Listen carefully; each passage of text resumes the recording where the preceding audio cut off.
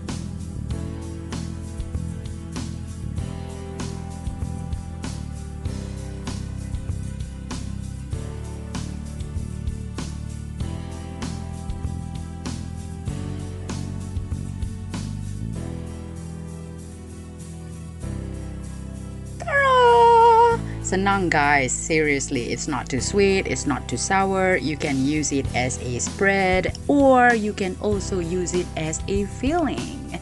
Wait for my cherry puffs recipe. I'll talk to you guys later. Bye.